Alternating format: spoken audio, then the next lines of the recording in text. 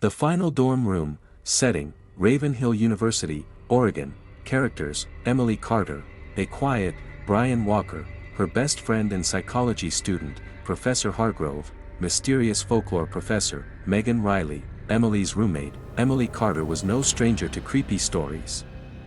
As a literature major at Ravenhill University, she'd read plenty. But none had ever felt as close to her bones as the rumors about dorm room 313. 3 students went missing from that room in the past 5 years, Megan, her roommate, whispered one night.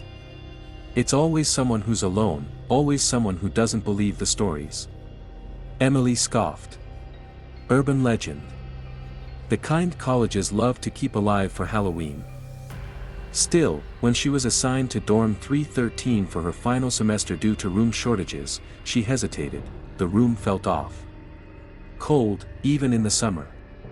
It had 2 beds, but Megan was placed in another wing. Emily was alone. Brian, her best friend, visited often. Just don't stare into the mirror too long, he joked. They say the room watches you. The first week passed uneventfully, until Emily began hearing knocks, always at 3:13 a.m. She checked every time. Nothing.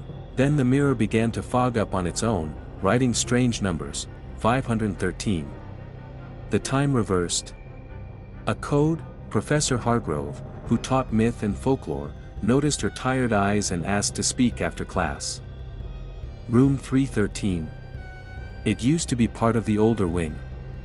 There were rituals here during the 1960s. Students tried to open thresholds using mirrors and symbols. Emily asked if it could be undone. If it's calling you, it won't stop. That night, she set up a camera and stayed awake. At exactly 3:13 a.m., 3 knocks echoed. In the footage, her reflection smiled back. But she didn't. Terrified, she tried to leave the room. The door wouldn't open. Suddenly, Megan called. Emily, are you okay? They say no one has been assigned to room 313 for years. Emily dropped the phone. Brian arrived the next morning. He found the room open. Empty. Bed made. No signs of anyone living there. The footage gone. He looked in the mirror and saw Emily standing behind him, mouth open in a silent scream. Dead credits. Setting, Eastbrook University, New Hampshire. Characters, Tyler Moore, computer science major, 21, Lisa Brooks, Tyler's girlfriend, nursing student, Dean Caldwell, university dean, Jeremy, Tyler's sarcastic roommate. Tyler Moore was desperate. He needed 3 extra credits to graduate on time, and the only course available was History of Occult Practices, taught by a professor who died 6 months ago. The course, oddly, was still listed.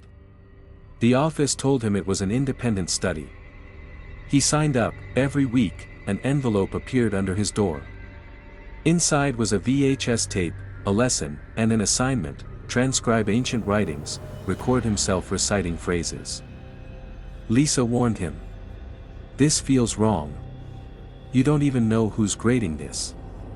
He laughed it off, until the 3rd tape began with footage from his own dorm room.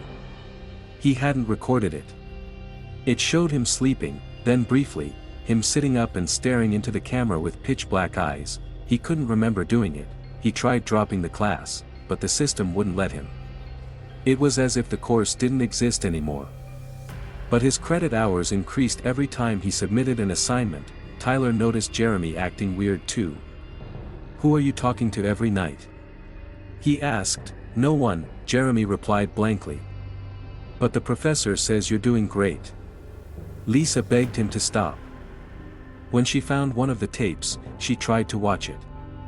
Her nose began bleeding, and she collapsed. The hospital found no cause. Tyler traced the envelope deliveries to the abandoned humanities building.